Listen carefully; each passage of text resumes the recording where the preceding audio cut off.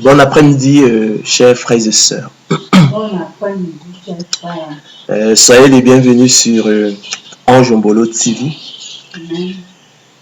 C'est toujours pour moi un réel plaisir de venir à vous, afin qu'ensemble nous rendions au pied du Seigneur Jésus-Christ pour partager le pain de vie. La bonne nouvelle de la grâce de Dieu, la bonne nouvelle de l'élection de la grâce, la bonne nouvelle, chers frères et sœurs, de la prédestination des yeux de Dieu au salut.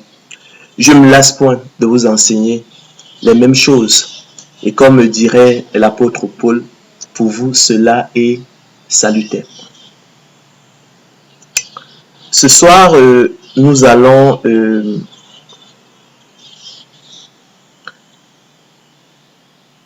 à la lumière de la parabole de la semence, en vous rappelant, chers frères et sœurs, que vous êtes le champ de Dieu, son édifice, et que vous êtes ouvrier avec lui. Nous allons vous montrer comment, effectivement, dans l'Esprit de Dieu, on peut concilier ou se concilie la souveraineté de Dieu et la responsabilité et liberté des élus de Dieu dans le cadre de la prédestination. Donc, la conférence de cet après-midi est donc intitulée « Vous êtes le champ de Dieu, son édifice, et nous sommes ouvriers avec lui » ou comment concilier la souveraineté de Dieu et la responsabilité et liberté des élus de Dieu dans le cadre de la prédestination. Nous allons beaucoup insister sur les paraboles dont le Seigneur Jésus-Christ s'est servi pour nous enseigner à quoi ressemblait effectivement le royaume des cieux. Ces paraboles ne sont pas, chers frères et sœurs, des tournures de l'esprit, ou des tournures de langage, mais ce sont les outils que l'Éternel a trouvés pour nous expliquer certaines choses qui peuvent être complexes pour l'esprit humain. Donc il est important de se remettre en contexte, à savoir, chers frères et sœurs, comme nous rappelle effectivement l'apôtre Paul, que vous êtes le champ de Dieu. Il faut comprendre cela. Vous êtes le champ de Dieu, l'édifice de Dieu, et nous sommes ouvriers avec lui. D'accord? Donc c'est le contexte dans lequel il faut s'inscrire. Ensuite, nous allons rappeler cette parole de l'apôtre Paul à Timothée, selon qui est écrit, il faut que le laboureur travaille avant de recueillir les fruits. Avec ces éléments-là, ces cartes-là, ces clés d'interprétation, de compréhension, des clés herméneutiques, vous êtes outillés effectivement pour comprendre comment effectivement, dans l'esprit de Dieu, dans notre entendement, dans l'esprit de Dieu, s'harmonise, se concilie la souveraineté de Dieu et la responsabilité et la liberté des élus dans le cadre de la prédestination. Chers frères et sœurs, nous ne le dirons jamais assez, la bonne nouvelle de l'élection de la grâce et de la prédestination des élus de Dieu au salut, en introduisant l'esprit humain dans le domaine de la pensée complexe, lui pose de nombreux problèmes. L'un de ces problèmes célèbres est celui de savoir comment concilier la souveraineté de Dieu avec la responsabilité et la liberté des élus de Dieu prédestinés au salut dès avant la fondation du monde. La parole de Dieu, chers frères et sœurs, évacue ce problème complexe célèbre en nous instruisant par une comparaison tirée de la nature, des dons de la terre, du laboureur et de la semence, et de la sagesse populaire, selon qu'il est écrit, il faut que le laboureur travaille avant de recueillir les fruits. 2 Timothée 2,6. Il faut que le laboureur travaille d'abord avant de recueillir les fruits. Il faut que le laboureur travaille premièrement, avant de recueillir les fruits. Ça, c'est la version d'Abi. Et en nous révélant à cet égard que nous sommes une sorte de champ de Dieu, chers frères et sœurs, son édifice et ouvrier avec lui selon qu'il est écrit. Vous êtes le champ de Dieu, l'édifice de Dieu. Nous sommes ouvriers avec lui. Hein? Lorsque nous parcourons ce texte-là, on passe dessus sans en cerner, en discerner toute la teneur spirituelle. Au-delà de l'histoire, il faut en tirer la teneur spirituelle. C'est des choses fondamentales. Et si on passe à côté, effectivement, on va passer à côté, effectivement, l'essentiel, et on va se buter, on ne comprendra pas les Écritures. Donc, vous êtes le champ de Dieu. Il faut l'avoir à l'esprit. C'est pas moi qui le dis, c'est 1 Corinthiens 3:9. Vous êtes son édifice et nous sommes ouvriers avec lui. Vous avez donc là un aperçu déjà de comment, effectivement, la souveraineté de Dieu s'harmonise avec la responsabilité et la liberté des Dieu dans le cadre de la prédestination. Comment concilier la souveraineté de Dieu et la responsabilité et liberté des Dieu dans le cadre de la prédestination. En effet, chers frères et sœurs, par le don de la foi, qui est la semence de Dieu en ses élus, leur privilège exclusif, le déclencheur exclusif du salut et son moteur efficace.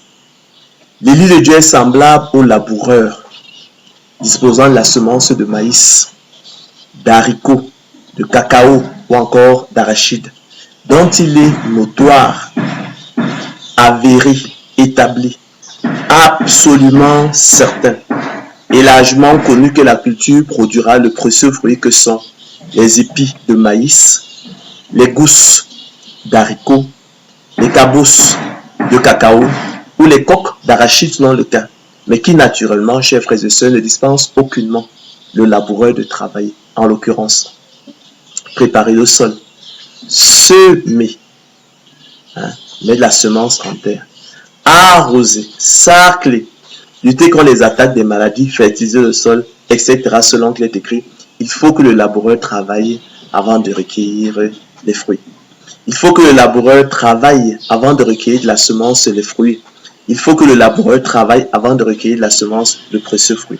De même aussi et par analogie, chers frères et sœurs, il faut que l'élu de Dieu travaille et persévère avant de recueillir de la semence de Dieu en lui, le précieux fruit qu'est le salut, le repos de l'âme et la vie éternelle. De même aussi et par analogie, il faut, chers frères et sœurs, que l'élu de Dieu travaille et persévère avant de recueillir du don de la foi, qui est la semence de Dieu en lui, le précieux fruit qu'est le salut, le repos de l'âme et la vie éternelle.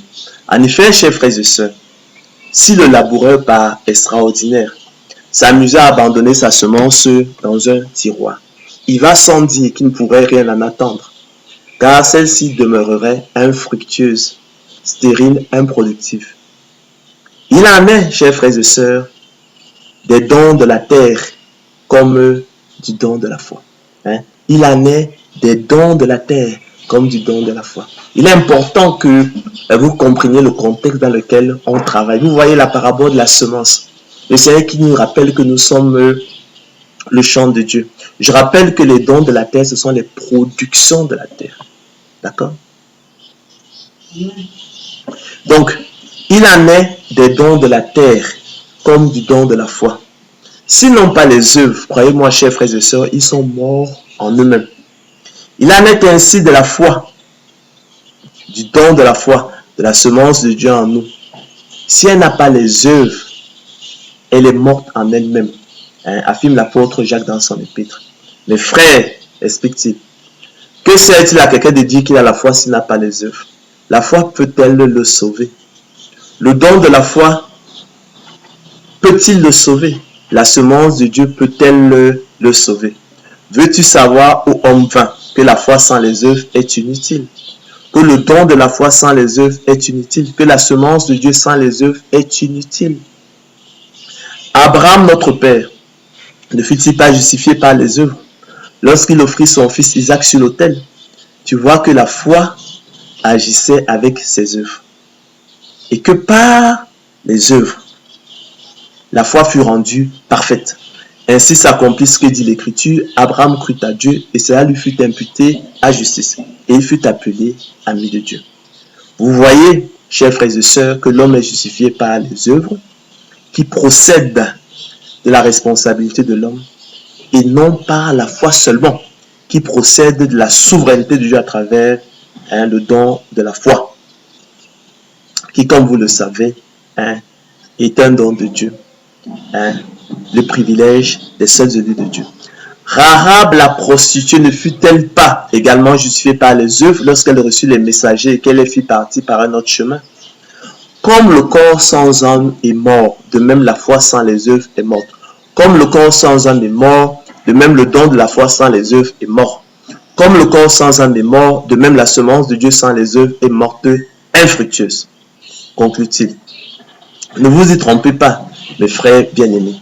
Si le laboureur, par extraordinaire, s'amusait à abandonner sa semence dans un tiroir, il va sans dire qu'il ne pourrait rien en attendre. Car il est évident que celle-ci demeurerait infructueuse, stérile, improductive. Sachez-le, mes frères bien-aimés. Ainsi, chers frères et sœurs, comme l'a enseigné le Maître et Seigneur de gloire Jésus-Christ de Nazareth, dans la parabole de la semence, il en est du royaume de Dieu comme quand un homme jette la semence en terre. Donc, il en est du royaume de Dieu comme quand un homme jette la semence en terre. Vous voyez qu'il nous ramène toujours dans cette parabole où on nous rappelle que nous sommes une sorte de champ de Dieu. Nous sommes le champ de Dieu, son édifice, et nous sommes ouvriers avec lui. C'est ce contexte-là qu'il faut comprendre. Il faut vous inscrire là-dedans. Donc, il en est du royaume de Dieu, comme quand un homme jette la semence en terre. Et notre travail, notre responsabilité en tant qu'élu de Dieu, c'est de semer. Il faut semer la semence de Dieu que nous avons reçue de lui. D'accord? Le don de la foi. Il faut semer. Il faut l'arroser. D'accord?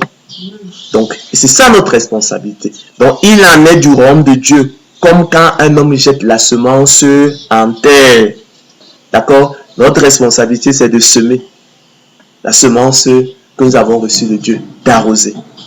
Qu'il dorme ou qu'il veille, nuit et jour, la semence germe et croît sans qu'il sache comment. Ça nous parle de la part de Dieu, la responsabilité de Dieu, la souveraineté de Dieu, notamment tout ce qui est nouvelle naissance, justification, sanctification. Lui qui a déjà, selon le bon plaisir de la volonté, nous a fait le don de la foi, nous a procuré sa semence, selon le bon plaisir de sa volonté. La terre produit d'elle-même d'abord l'herbe, puis l'épi, puis le grain tout formé dans l'épi. Et dès que le fruit est mûr, on y met la faucille car la moisson est là. Il dit encore, à quoi comparerons-nous le royaume de Dieu ou par quelle parabole la représenterons-nous? D'accord? Il leur proposait une autre parabole et dit, le royaume des cieux est semblable à un grain de sénévé qu'un homme a pris et semé dans son champ. D'accord? Notre responsabilité, c'est toujours de semer. Semer, arroser la semence de Dieu en nous. C'est la plus petite de toutes les semences. Mais quand il a poussé, il est plus grand que les légumes et devient un arbre de sorte que les oiseaux du ciel viennent habiter dans ses branches. C'est par beaucoup de paraboles de ce genre qui leur annonçaient la parole selon qu'ils étaient capables de l'entendre. D'accord? Donc tout est analogie. Tout est analogie. Le Seigneur Christ nous explique tout par analogie à travers effectivement des paraboles. Tout dans la parole de Dieu est analogie. Il voit à travers les paraboles comment effectivement des choses que nous ne pouvons pas saisir par notre entendement, il les met à notre portée à travers les paraboles, à travers des comparaisons pour qu'effectivement nous puissions les comprendre. Et ici, l'idée est de se dire que nous sommes le champ de Dieu. D'accord? C'est toujours pourquoi c'est tout le rapport avec la parabole du semeur, la parabole de la semence. Hein? C'est ce dont il est question, du semeur, de la semence, hein? Du laboureur et de la semence. Et il nous ramène toujours dans la nature, hein? les dons de la terre. Hein? C'est le même principe, hein, qui gouverne le royaume de Dieu. Ainsi, élu de Dieu, vous êtes le champ de Dieu. N'oubliez jamais. L'édifice de Dieu. Hein? Elle nous rappelle l'apôtre Paul dans 1 Corinthiens 3:9. Nous sommes ouvriers avec lui. Et nous sommes ouvriers avec lui. D'accord? J'ai planté, écrit l'apôtre Paul. Mais Dieu a fait croître. En sorte que ce n'est pas celui qui plante qui est quelque chose, mais celui qui fait croître. Celui qui plante recevra sa propre récompense selon son propre travail. Hein, selon qu'il est écrit. Hein, vous recevrez, hein, le salut de vos âmes, hein, pour prix de votre persévérance. Il faut, hein, que le laboureur travaille avant de recueillir les fruits. Ainsi, chers frères et sœurs, selon la sagesse particulière que Dieu lui a donnée d'élection et la grâce, notre bien-aimé frère Paul nous révèle que nous, élus de Dieu, sommes le champ de Dieu. D'accord? Et son édifice. Je suis sûr que plusieurs l'ignoraient. Nous sommes le champ de Dieu et son édifice. Lui qui, selon le bon plaisir de sa volonté, nous a procuré sa semence, afin que nous la semions dans son champ et l'arrosions, en référence aux bonnes œuvres des élus qui sont la persévérance des saints, tandis qu'il se charge lui-même de la faire germer, croître et pousser en référence à la nouvelle naissance, à la justification et à la sanctification. C'est pourquoi, chers frères et sœurs, rejetant toute souillure et tout excès de malice, écrit l'auteur de l'épître aux Hébreux, recevez avec douceur la parole qui a été plantée en vous, la semence, hein, qui a été plantée en vous et qui peut sauver vos âmes. Mettez en pratique la parole, semez-la, arrosez-la et ne vous bornez pas à l'écouter en vous trompant vous-même par de faux raisonnements. Car si quelqu'un écoute la parole et ne la met pas en pratique, il est semblable à la réalité à un homme qui regarde dans un miroir son visage naturel et qui, après s'être regardé, s'en va et oublie aussitôt quel il était. Mais celui qui aura plongé les regards dans la loi parfaite, la loi de la liberté, et qui aura persévéré, n'étant pas un auditeur oublieux, mais se mettant à l'œuvre, celui-là sera heureux dans son activité. Si quelqu'un croit être religieux, sans tenir sa langue en bride, mais en trompant son cœur, la religion de cet homme est vaine. La religion pure et sans tache, écrit l'apôtre Jacques dans son épître. Devant Dieu notre Père consiste à visiter les orphelins et les veuves dans leurs afflictions, à se préserver des souillures du monde. Recherchez donc, chers frères et sœurs, la sanctification sans laquelle personne ne verra le Seigneur. C'est ici, chers frères et sœurs, la persévérance des saints qui gardent les commandements de Dieu et la foi de Jésus. Chers frères et sœurs, mais de même que l'on ne saurait imaginer le laboureur négligé, saccagé et mettre le feu sur sa propre vigne dont il en attend le précieux fruit. De même aussi et par analogie, chers frères et sœurs, l'Église de Dieu ne saurait se détourner de la libre entrée dans le sanctuaire. Par la route nouvelle et vivante que le Seigneur de gloire Jésus-Christ a inauguré pour lui au travers du voile, qu'il a déchiré en deux par le milieu depuis le haut jusqu'en bas pour s'approcher du grand souverain sacrificateur selon l'ordre de Melchisédek, qui peut sauver parfaitement ceux qui s'approchent de Dieu par lui, étant toujours vivant pour intercéder en leur faveur, et qui, après d'avoir été élevé à la perfection, est devenu pour tous ceux qui lui obéissent l'auteur d'un salut éternel. Car, de même que le précieux fruit de la vigne est un bien que le laboureur désire, de même aussi, et par analogie, chers frères et sœurs, le salut est un bien que l'élu de Dieu désire ardemment. Depuis que par la nouvelle naissance, opérée par le Saint-Esprit venant habiter en lui, il est revenu à son bon sens et s'est dégagé des pièges du diable qui s'était emparé de lui pour le soumettre à sa volonté selon qu'il est écrit. Et nous sommes là, chers frères et sœurs, dans dans l'épître aux Hébreux, Hébreux 6, 9 à 12.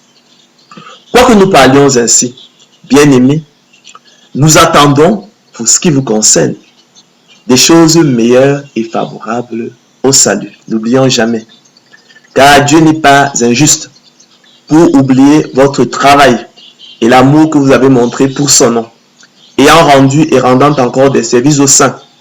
Nous désirons, chers frères et sœurs, que chacun de vous montre le même zèle pour conserver jusqu'à la fin une pleine espérance, en sorte que vous ne vous relâchiez point et que vous imitiez ceux qui, par la foi et la persévérance, héritent des promesses.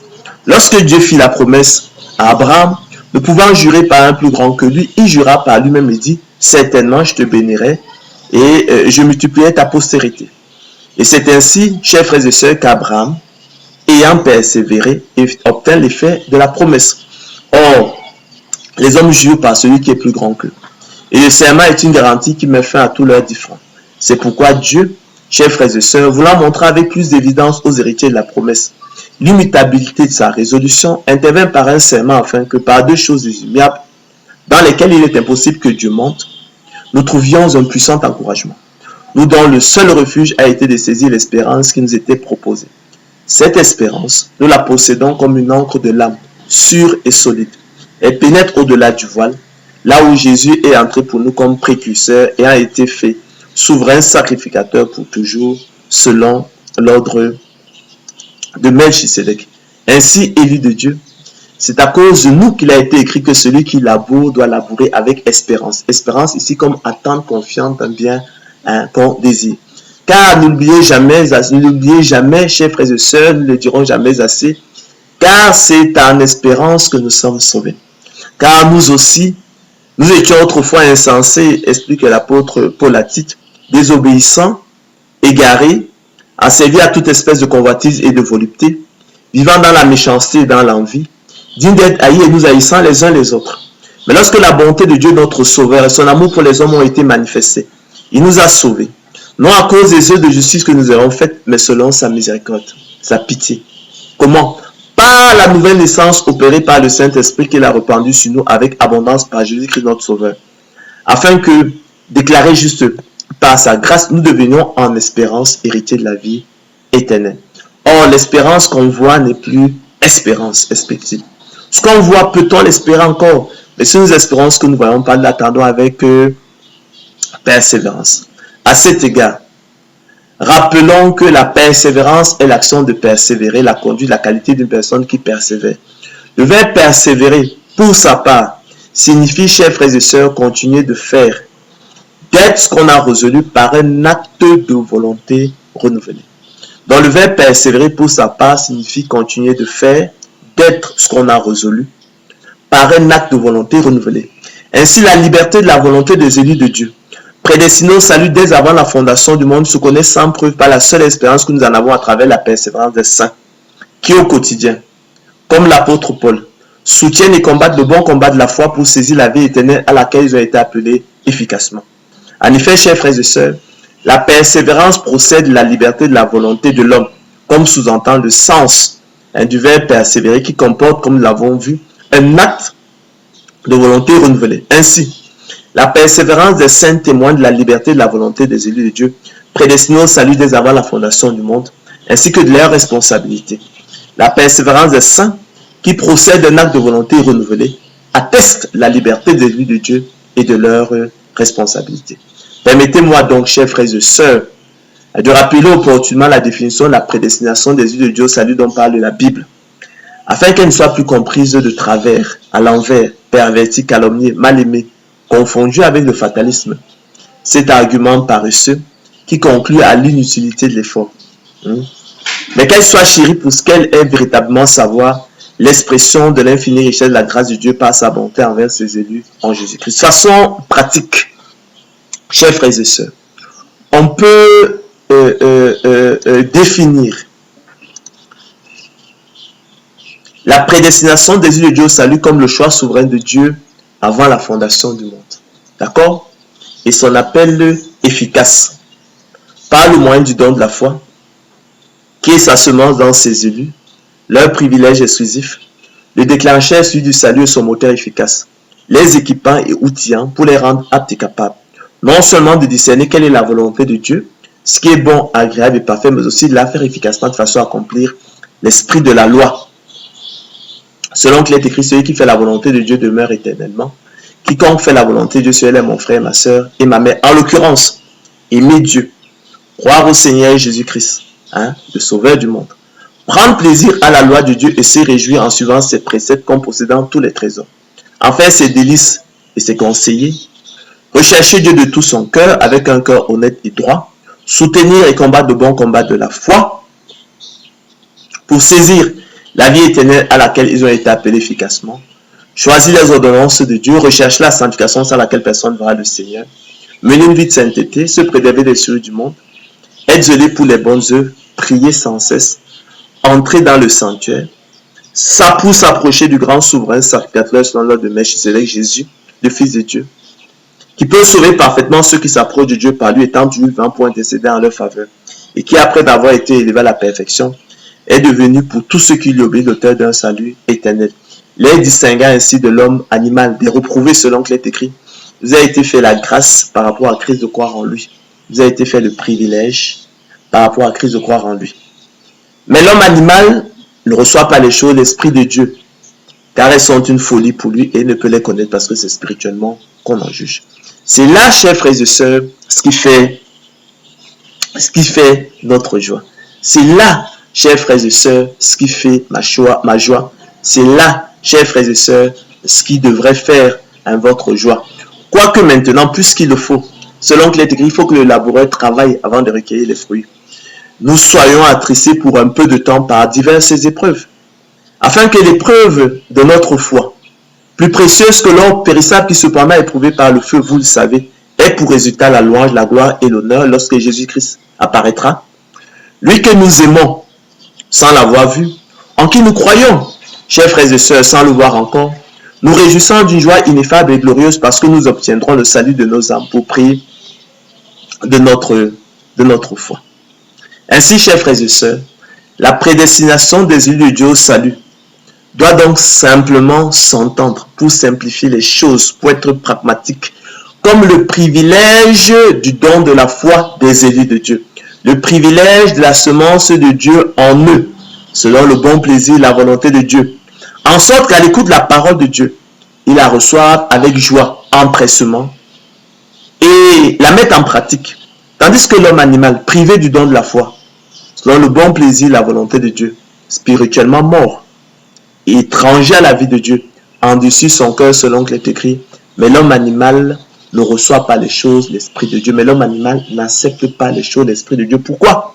Car elles sont une folie pour lui, et il ne peut les connaître, il ne peut les aimer parce que c'est spirituellement qu'on en juge. Ainsi, chers frères et sœurs, je le rappelle, c'est en espérance que nous sommes sauvés. Or, l'espérance qu'on voit n'est plus espérance. Ce qu'on voit, peut-on l'espérer encore? Mais si nous espérons ce que nous ne voyons pas, l'attendons avec persévérance. C'est pourquoi aussi, frère, écrit l'apôtre Pierre, appliquez-vous d'autant plus à affermir votre vocation et votre élection. Appliquez-vous d'autant plus à affermir votre prédestination au salut. Car en faisant cela, vous ne broncherez jamais. C'est ainsi en effet que l'entrée dans le royaume éternel de notre Seigneur et Sauveur Jésus-Christ vous sera pleinement accordée. Ainsi, mes bien-aimés, comme vous avez toujours obéi, travaillez à votre salut avec crainte et tremblement.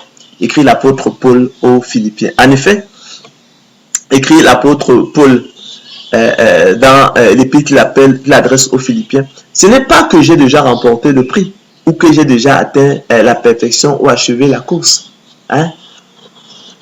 Ayez-le en esprit, c'est en espérance que nous sommes sauvés. D'accord? Mais je fais une chose, oubliant ce qui est en arrière et me portant vers ce qui est en avant, je cours vers le but pour remporter le prix de la vocation céleste de Dieu en Jésus-Christ. Ne savez-vous pas, poursuit-il, chers frères et sœurs, que tous ceux qui courent dans le stade courent tous, mais qu'un seul remporte le prix? Courez de manière à le remporter. Voilà le conseil qu'il nous donne. Tous ceux qui combattent s'imposent toute espèce d'abstinence et le font pour obtenir une couronne corruptible. Mais nous, Faisons-le, dit-il, pour une couronne incorruptible. Moi donc, dit-il, je cours, non pas comme à l'aventure. Je frappe, non pas combattant l'air, mais je traite durement mon corps, dit-il, et je le tiens assujetti de peur d'être moi-même rejeté après l'avoir prêché aux autres. Souffre avec moi, dit-il à Timothée, comme un bon soldat de Jésus-Christ. Il n'est pas de soldat qui s'embarrasse des affaires de la vie s'il veut plaire à celui qui l'a enrôlé. Et l'athlète n'est pas couronné s'il n'a pas combattu suivant les règles, s'il n'a pas achevé la course, s'il n'a pas franchi la ligne d'arrivée. Par conséquent, chers frères et sœurs, loin d'exclure la persévérance des saints, la prédestination en foi, au contraire, comme vous pouvez le voir, est un impératif et une exigence absolue. De même qu'elle confine du même coup la responsabilité de l'homme dans le salut. Relevons donc, pour le dénoncer, chers frères et sœurs, que l'annonce dans le monde de la bonne nouvelle de l'élection et de la grâce et de la prédestination des yeux de Dieu au salut, dès avant la fondation du monde, a été polluée par les équivoques et les germes du faux débat sur la catégorie philosophie fictive du libre arbitre humain en dehors de la question, et que l'on est venu fallacieusement greffer sur l'enjeu essentiel du salut, la liberté de la volonté des élus de Dieu, prédestinés au salut dès avant la fondation du monde, se connaissant sans preuve, par la seule espérance que nous en avons à travers la persévérance des saints, comme nous l'avons vu, qui au quotidien, comme l'apôtre Paul, soutiennent et combattent le bon combat de la foi pour saisir la vie éternelle à laquelle ils ont été appelés efficacement. Relevons également, chers frères et sœurs, et c'est là une légère digression, mais c'est fondamental, nous sommes dans le sujet, il faut toujours aussi l'avoir à l'esprit. Relevons également que bien que la prédestination fasse la persévérance des saints un impératif et une exigence absolue, et qu'elle confirme la responsabilité de l'homme dans le salut, cependant, je le souligne, chers frères et sœurs, elle exclut catégoriquement et ne laisse aucun mérite à l'homme dans le salut. Tous les mérites revenant exclusivement au Seigneur de gloire Jésus-Christ, lui l'auteur du don de la foi. Le don de la foi, nous ne le dirons jamais assez, qui est le privilège exclusif des élus de Dieu. Le déclencheur est celui du salut, son moteur efficace. D'accord? Selon qu'il est écrit. Où donc est le sujet de se glorifier, il est exclu. Par quelle loi? Par la loi des œuvres? Non. Mais par la loi du don de la foi. Car nous pensons, écrit l'apôtre Paul, que l'homme est justifié par le moyen du don de la foi sans les œuvres de la loi. Ou bien, Dieu est-il seulement de Dieu? Les Juifs ne l'est-il pas aussi des païens? Si, il est aussi des païens, puisqu'il y a un seul Dieu qui justifiera par le moyen du don de la foi les circoncis, et par le moyen du don de la foi les incirconcis. Car qui est-ce qui te distingue, mon frère? Qui est-ce qui te distingue, ma soeur? Qu'as-tu que tu n'aies reçu? Et si tu l'as reçu, pourquoi te glorifies-tu comme si tu ne l'avais pas reçu? Et il dira-t-il dans 1 Corinthiens 4,7. Quoi donc, sommes-nous plus excellents? Nullement. Car nous avons déjà prouvé, chers frères et sœurs élus de Dieu, qu'à vous, il a été fait la grâce et le privilège par rapport à Christ de croire en lui. Or, cette grâce du don de la foi n'a pas été faite au monde, selon le bon plaisir de la volonté de Dieu, selon qu'il est écrit. Et nous allons voir un peu là, nous allons aller dans Zacharie 12, 1 à 10, pour savoir, pour comprendre quand le temps marqué, où le Seigneur Christ, l'Éternel Dieu déversera, fera à Israël le don de la foi. En attendant, ils resteront ennemis de l'évangile. Ils vont lui tourner le dos. Oracle, parole d'Éternel sur Israël. En ce jour-là et jamais avant, je m'efforcerai de détruire toutes les nations qui viendront contre Jérusalem. Alors je répandrai sur la maison de David et sur les habitants de Jérusalem l'esprit de grâce et de supplication. Les questions du don de l'esprit, du don de la foi, salut. Et tourneront les regards vers moi, celui qu'ils ont percé. Donc, ils vont croire en la vérité, c'est la foi en la vérité, et la conversion se produira. Ils pleureront sur lui comme on pleure sur un fils unique. Ils pleureront amèrement sur lui comme on pleure sur un premier-né. Vous voyez quand se produira la repentance. D'accord? La repentance est le fruit du don de l'esprit, de la nouvelle naissance. Avant la nouvelle naissance, l'homme est spirituellement mort. Il ne sait pas ce que c'est que la repentance. Il faut qu'il naisse de nouveau. Et ensuite, la repentance se produira. Ce n'est pas l'inverse. On ne peut rien attendre d'un cadavre. Selon qu'il est écrit, mais l'homme animal ne reçoit pas les choses de l'Esprit de Dieu. Mais l'homme animal n'accepte pas les choses de l'Esprit de Dieu. Pourquoi? Car elles sont une folie pour lui. Et il ne peut les connaître, il ne peut les aimer parce que c'est spirituellement qu'on en juge. Ce serait un salut par les œuvres. Qui plus est. Or, qu'est-ce qu'il écrit? Ce n'est point par les œuvres. Ce n'est pas des choses compliquées. Ainsi, chers frères et sœurs, la résurrection nationale d'Israël ne se produira pas avant ce temps marqué. C'est pourquoi aussi jusqu'à ce jour, dans sa mort spirituelle, privé du don de l'esprit, privé du don de la foi à salut, Israël reste ennemi de l'évangile. Selon qu'il est écrit, en ce qui concerne l'évangile, ils sont ennemis. Romains 11, 28. Et tourne encore le dos au roi des rois, au Seigneur des seigneurs, au roi des Juifs, à Yeshua HaMashiach. Aussi bien-aimé de Dieu. L'apôtre Pierre adresse-t-il sa seconde épître à ceux qui ont reçu un partage une fois du même prix que la nôtre. Recevoir un partage, je rappelle que c'est avoir comme don naturel à l'exclusion du monde. Selon qu'il est écrit, Simon Pierre, serviteur apôtre de Jésus-Christ, à ceux qui ont reçu un partage une fois du même prix que la nôtre, à ceux qui ont eu comme don naturel une fois du même prix que la nôtre par la justice de notre Dieu et du Sauveur Jésus-Christ. Lorsqu'on mentionne la justice, ça nous renvoie naturellement au salut. Et dans sa première épître, il pousse la hardiesse jusqu'à parler de l'église désolée. Ainsi, chers frères et sœurs, le point capital de ce qui vient d'être dit, c'est que tout mérite que l'homme voudrait s'attribuer dans le salut ne serait qu'imaginaire et usurpation. D'accord? À cet égard, il est hautement significatif que tous ceux à qui il a été fait le don de la foi, tous ceux qui ont reçu en partage la foi à salut, tous ceux à qui il a été fait la grâce par rapport à Christ de croire en lui viendront à lui selon qu'il dit, tout ce que le Père me donne viendront à moi, tout ce que le Père m'a donné viendront à moi, tout ce que le Père m'a donné dès avant la fondation du monde viendront à moi. En revanche, tous ceux qui ont été privés du don de la foi, assurément, chers frères et sœurs, iront à la perdition. Chers frères et sœurs, ayant ainsi fait l'expérience de la liberté, de la volonté de l'homme et de sa responsabilité à travers la persévérance des saints, nous en concluons que la prédestination des élus de Dieu au salut, dès avant la fondation du monde, loin d'exclure la persévérance des saints et de conduire à la négation, l'exclusion ou l'anéantissement de la liberté et de la responsabilité des élus de Dieu, est bien plutôt libératrice, comme vous l'avez vu, et source de liberté. De même qu'elle fait de la persévérance des saints un impératif absolu et confine du même coup la responsabilité de l'homme dans le salut, en lui déniant cependant tout mérite. Vous voyez que Sartre, avec leur catégorie philosophique fictive du libre arbitre humain, ils n'ont fait que ruiner leur projet philosophique. Ce sont des outils, des instruments du diable pour semer du trouble dans votre esprit. La parole de Dieu ne saurait être liée. Il donnera toujours des outils pour véhiculer, annoncer la bonne nouvelle. Vous avez su aujourd'hui que vous êtes le champ de Dieu. D'accord? Il faut vous inspirer, donc vous mettre dans ce contexte, vous inspirer effectivement des dons de la terre. La parabole de la semence. Allez relire tout ça. Vous êtes son édifice. Nous sommes ouvriers avec lui. Et il faut que le laboureur travaille avant de recueillir les fruits. Instruisez-vous, chers frères et sœurs, élus de Dieu, téléspectateurs de Ange Jombolo TV, par une comparaison, tirez la nature des dons de la terre.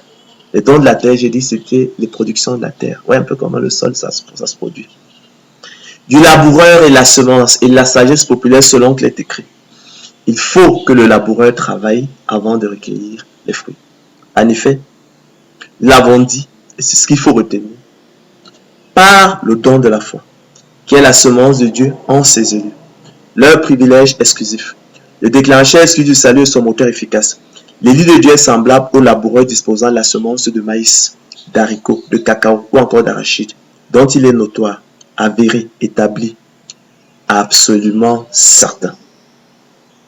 Et largement connu que la culture produira le précieux fruit que sont les épis de maïs, les gousses d'haricots, les cabosses de cacao ou les coques d'arachide, selon le cas, mais qui naturellement ne dispense aucunement le laboureur de travailler, en l'occurrence, préparer le sol, semer, arroser, sarcler, lutter contre les attaques des maladies, fertiliser le sol, etc. Selon qu'il est écrit, il faut que le laboureur travaille avant de recueillir les fruits. 2 Timothée 2,6. Il faut que le laboureur travaille avant de recueillir de la semence les fruits. Il faut que le laboureur travaille avant de recueillir la semence, le précieux fruit. De même aussi et par analogie, il faut que l'élu de Dieu travaille et persévère avant de recueillir de la semence de Dieu en lui, le précieux fruit qu'est le salut, le repos de l'âme et la vie éternelle. Vous êtes le champ de Dieu, vous êtes son édifice et nous sommes ouvriers avec lui. De même aussi et par analogie, il faut que l'élu de Dieu travaille et persévère avant de recueillir du don de la foi, qui est la semence de Dieu en lui, le précieux fruit qui est le salut, le repos de l'âme et la vie éternelle. Voilà donc, chers frères et sœurs conciliés. Après remise en contexte, d'accord, vous êtes le champ de Dieu, c'est ce dont il est question, son édifice. Nous sommes ouvriers avec lui. Il y a introduction dans la pensée complexe, il faut user de paraboles. Le Seigneur Christ se sert de paraboles pour nous enseigner ces choses-là. Sans les paraboles, ça reste fermé. Le royaume de Dieu, la compréhension du royaume de Dieu reste fermée. Donc voilà ainsi concilié, après remise en contexte et introduction dans la pensée complexe, la souveraineté de Dieu et la responsabilité et liberté de Dieu dans le cadre de la prédestination, qui loin de s'exclure mutuellement, comme on pourrait entendre ici et là, comme les calomniateurs pourraient enseigner, s'emboîtent harmonieusement comme les pièces d'un puzzle, selon qu'il est écrit, il faut que le laboureur travaille avant de recueillir les fruits. Il faut que le laboureur travaille d'abord avant de recueillir les fruits. Il faut que le laboureur travaille premièrement avant de recueillir les fruits. 2 Timothée 2,6. En effet, si le laboureur par extraordinaire s'amusait à abandonner sa semence dans un tiroir, il va sans dire qu'il ne pourrait rien en attendre, car celle-ci demeurerait infructueuse, stérile, improductive.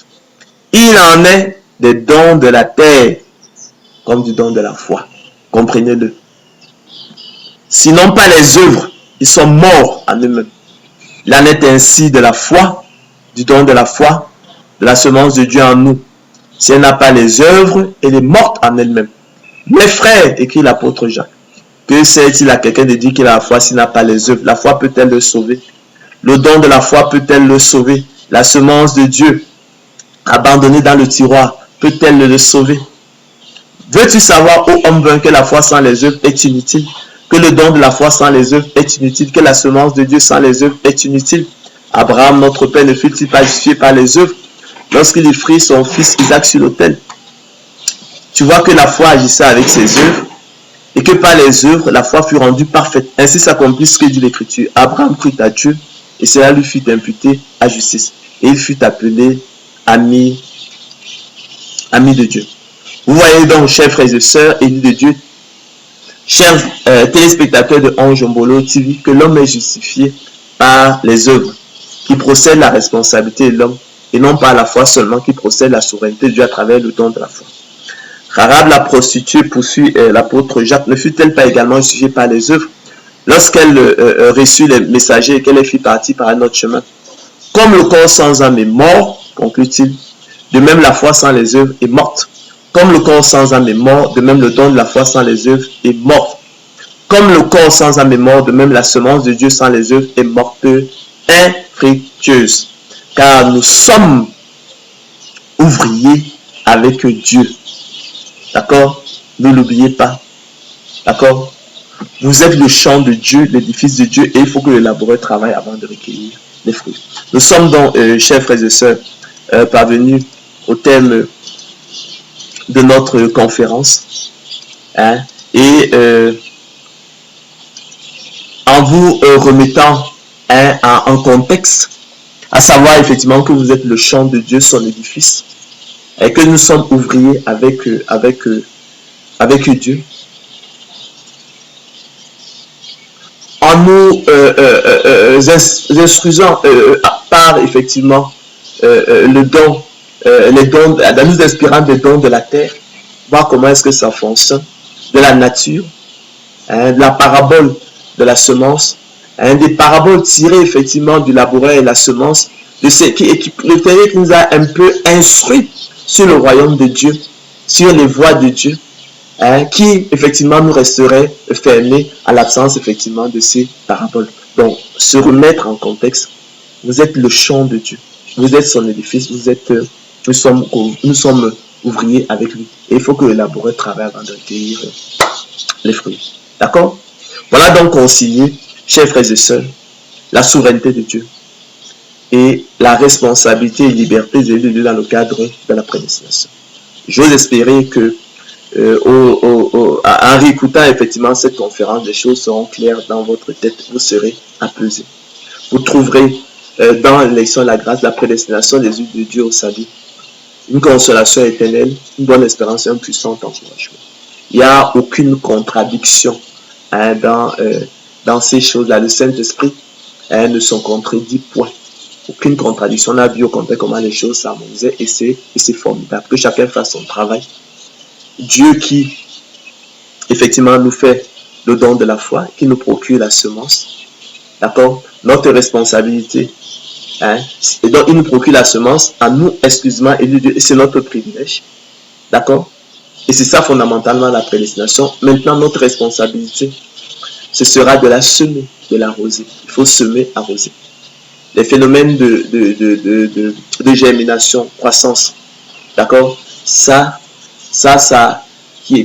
relève en fait de la souveraineté de Dieu, d'accord? C'est lui qui va gérer hein, les phénomènes de germination, croissance, hein, et qui, par analogie, ressemble en fait pour revenir effectivement au royaume de Dieu, au phénomène, à la nouvelle naissance, à la justification, à la sanctification. Que l'honneur, la gloire, les acclamations reviennent donc au Seigneur de gloire Jésus-Christ seul. Bonne soirée et à la prochaine. Soyez infiniment bénis à l'écoute de Ange Ombolo TV et de ses conférences. Bonne soirée. À la prochaine. S'il plaît au Seigneur de gloire Jésus-Christ.